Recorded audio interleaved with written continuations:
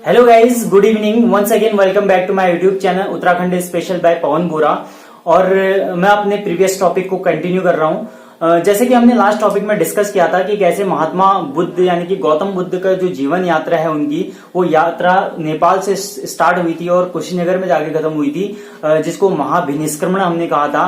तो और उनके जो पिताजी थे उनका नाम शुद्धोधन था, शुद्धोधन जो कि क्षत्रिय वंश के थे, क्षत्रिय वंश के। और साथ ही माता जो थी महामाया, गौतम बुद्ध के जन्म के जस्ट 6 दिन बाद ही उनकी मृत्यु हो गई थी और वो कोलिय वंश की थी। और साथ में पालन पोषण करने वाली जो माता थी गौतमी प्रजापति उनका नाम था। तो इस तरीके से हमने उनकी डिटेल पूरी डिस्कस किया था। अब आगे बात करते हैं दोस्तों कि जो एक व्यक्ति थे इंग्लैंड के, उनका नाम था एडविन आर्नोल्ड।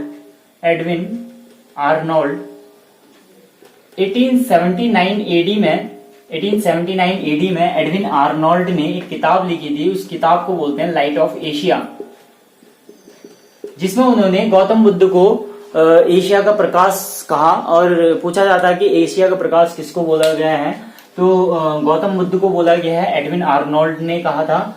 और साथ में अगर मैं बात करूं गौतम बुद्ध के जो काउंसिल यानी कि काउंसिल, ठीक है, समागम जो होते हैं उनके और सभा, ठीक है दोस्तों, उनके 4 समागम होते हैं और एक सभा होती है, ठीक है। ये समागम जो किया जाना चाहिए, इसके बारे में जो बताया वो महाकश्यप ने बताया, उन्हीं का एक शिष्य था। और कहां पर होना चाहिए इसका जो डिसाइड किया गया वो सारनाथ में किया गया, ठीक है। तो 483 बीसी में पहला जो समागम हुआ था वो होता 483 बीसी में, ठीक है। और जो हुआ था प्लेस था राजगृह, ठीक है।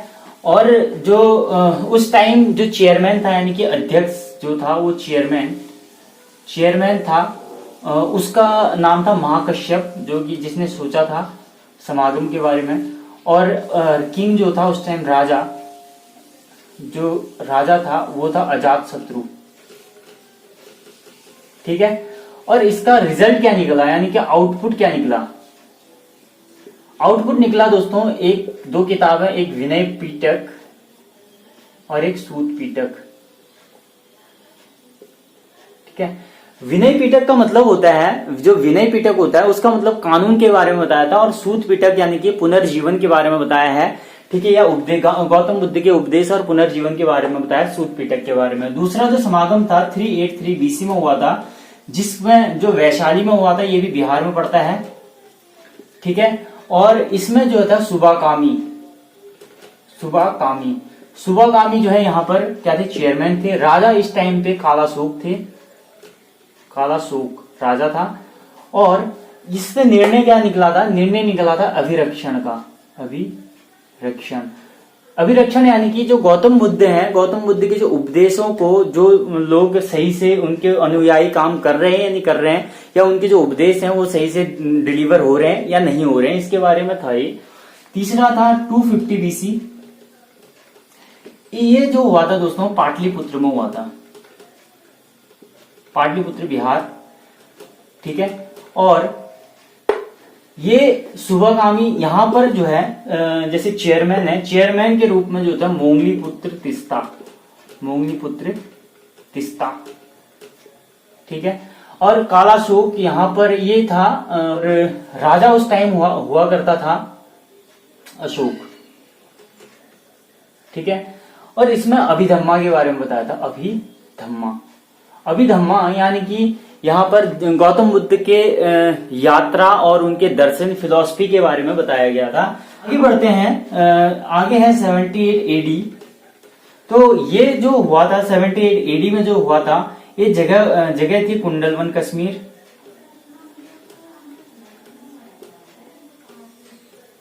ठीक है। इसमें जो राजा था दोस्तों ये था वसुमित्र और अश्वघोष, ठीक है। आगे यहां पर जो राजा था तुम्हारा कनिष्क, और यहां पर जो रिजल्ट निकला था वो हीनयान और महायान।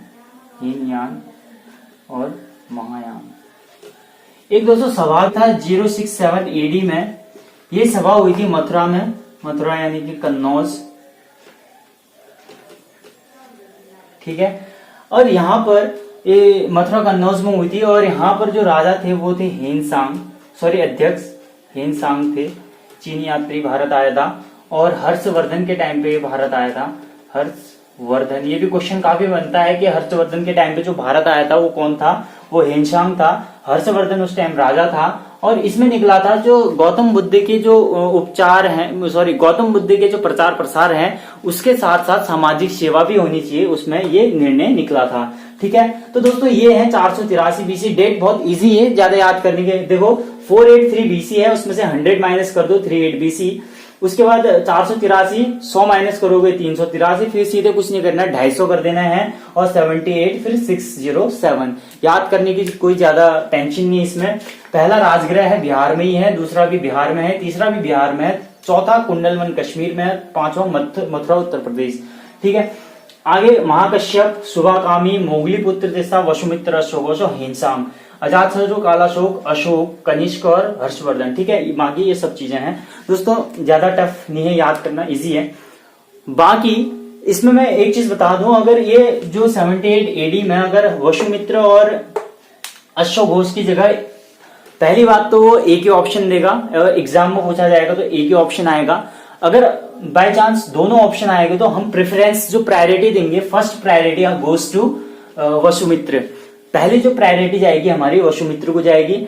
और ये कनिष्क जो होता है, एक क्वेश्चन पूछा जाता है दोस्तों कि कौन सा गौतम बुद्ध के समागम में जो राजाएं होती हैं उसमें से कौन सा ऐसा राजा था जो भारतीय नहीं था। तो भारतीय नहीं था दोस्तों, ये कनिष्क था, ये चीन का था, और ये कुषाण वंश का था। ये भी इंपॉर्टेंट है, कुषाण वंश का था। और इसी के टाइम में एक शक संवत 78 एडी में ही जब ये समागम हुआ था, तभी एक शक संवत जारी किया था इसने शक संवत जारी किया था, ठीक है। और इसी के टाइम पे 4 इसके दरबारी थे, जैसे एक तुम्हारा वसुमित्र था, अश्वघोष था, चरक था और नागार्जुन था। ये 4 इसके क्या थे, इसके 4 दरबारी भी थे, ठीक है। अश्वघोष, वसुमित्र, चरक और नागार्जुन, ठीक है दोस्तों। तो ये थे इसके गौतम बुद्ध के समागम, जो कि काफी मोस्ट इंपॉर्टेंट है ये भी चीजें। अब मैं बात करता हूं कि जो गौतम बुद्ध हैं, कुछ चीजें हैं, जैसे अगर कहीं पर कुछ चिन्ह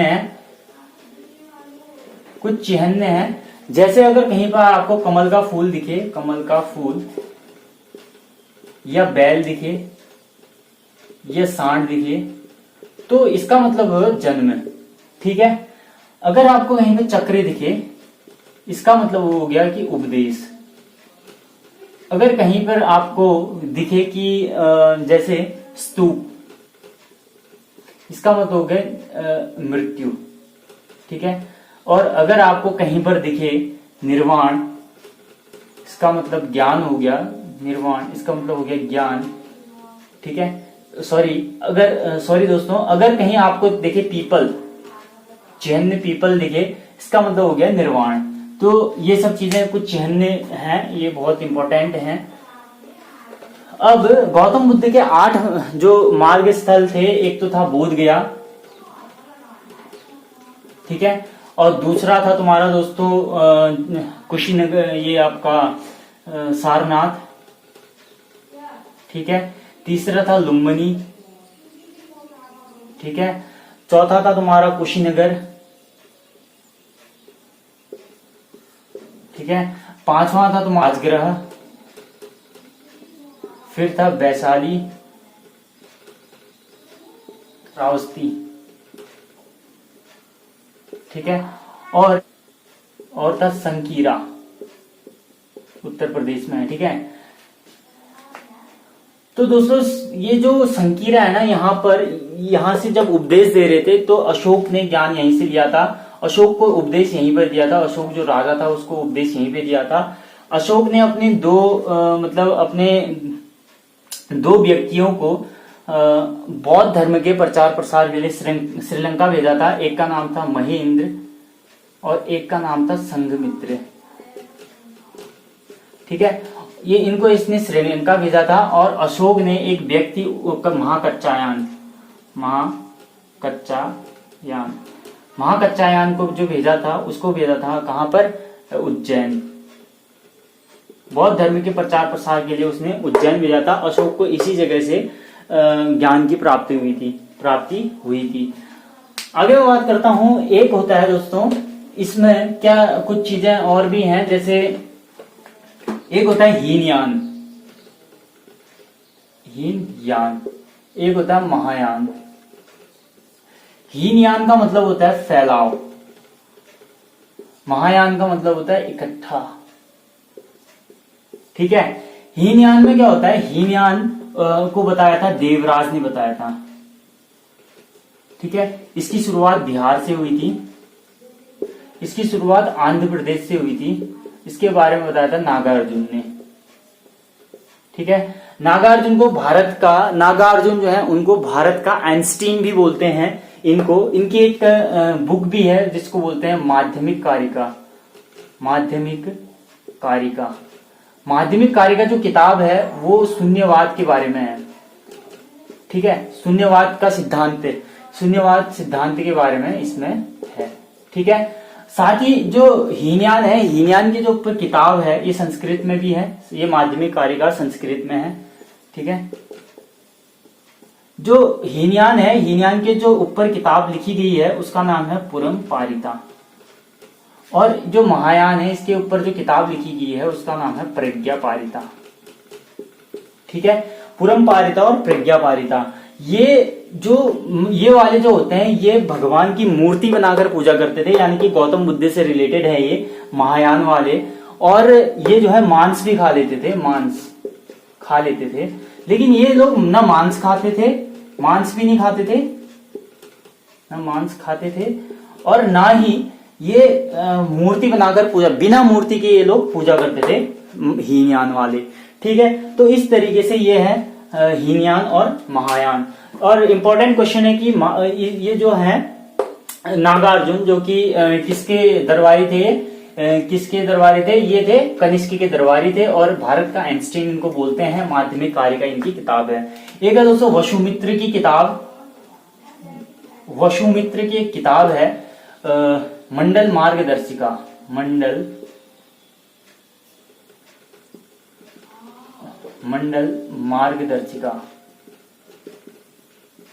ठीक है, मंडल मार्गदर्शिका इनकी किताब है जिसमें इन्होंने एकांतवाद के बारे में बताया है। एकांतवाद के बारे में बताया है। अगर कभी कभी पूछा जाए अश्वघोष की किताब, ये इंपॉर्टेंट दोस्तों, किताब अक्सर क्या होता है किताबों के बारे में एग्जाम में पूछा जाता है, कोई एक ना एक किताब पूछी जाती है। अश्वघोष की किताब आए तो बुद्ध चरित्र। ठीक है, ये किताब ध्यान रखना। अश्वघोष की किताब बुद्ध चरित्र, वसुमित्र की किताब मंडल मार्गदर्शिका, और माध्यमिक कारिका जो है नागार्जुन की किताब का नाम है। ठीक है, ये किताबें इंपॉर्टेंट हैं बहुत ज्यादा। 84 जातक कथाएं होती हैं, टोटल जातक कथाएं होती हैं, 84 होती हैं, जिसमें से सबसे बड़ा जो जातक कथा है वो है खुद्दक निकाय। ठीक है, अब इसमें क्या है, इसमें महात्मा जो गौतम बुद्ध वाले होते हैं वो पुनर्जीवन में विश्वास रखते हैं, लेकिन जो महावीर वाले होते हैं वो पुनर्जीवन में विश्वास नहीं रखते हैं। ठीक है, जब गौतम बुद्ध की मृत्यु होती है ना तो उनके जो शरीर के 8 टुकड़े किए जाते हैं, और एक जो हाथ होता है वो फेंका जाता है बोरोबदूर में। बोरोबदूर जो है दोस्तों इंडोनेशिया में पड़ता है, इंडोनेशिया में बोरोबदूर पड़ता है। और ये जो बोरोबदूर है ये विश्व का सबसे बड़ा स्तूप बोरोबदूर है। ठीक है, इसको जो बनाया था उसमें शैलेंद्र वंश के राजाओं ने बनाया था। इसको शैलेंद्र वंश के राजाओं ने बनाया था, और इसको बनाया था वैसे शैलेंद्र फोर एक राजा ने बनाया था। ठीक है, अगर भारत का सबसे बड़ा स्तूप आए तो सांची का स्तूप, इसको बनाया था अशोक ने। ठीक है दोस्तों, अगर विश्व का सबसे बड़ा स्तूप आएगा तो बोरोबदूर, और भारत का सबसे बड़ा स्तूप आएगा तो अशोक। ठीक है, अब क्या है, ये चीजें आपने देख ली हैं। ठीक है, और एक होता है दोस्तों एक होता है थेर गाथा और एक है थेरी गाथा। थेर गाथा जब जो बौद्ध पुरुष जो बौद्ध भिक्षु होते हैं वो जब बौद्ध धर्म का प्रचार प्रसार करते हैं तो उसको बोलते हैं थेर गाथा। और जो महिला बौद्ध भिक्षु होती हैं वो जो अगर बौद्ध धर्म का प्रचार प्रसार करती हैं तो उनको बोलते हैं थेरी गाथा। और जो मणि मखैल, इंपॉर्टेंट है कि मणि मखैल क्या, जो मणि मखैल था, मणि मखैल एक थेर गाथा है। तो दोस्तों कैसी लगी आपको आज की वीडियो, और ये आपका चैप्टर कंप्लीट होता है बौद्ध धर्म वाला। अब हम आगे बात करेंगे जैन धर्म की नेक्स्ट लेक्चर में। तो कैसी लगी आपको मेरी आज की वीडियो? तो अगर आपको मेरी वीडियो पसंद आई तो लाइक करें, शेयर करें, सब्सक्राइब करें, और दोस्तों इस वीडियो को फॉरवर्ड करें आगे के लिए, क्योंकि एग्जाम पॉइंट ऑफ व्यू से ये वाला चैप्टर काफी इंपॉर्टेंट है। तो धन्यवाद।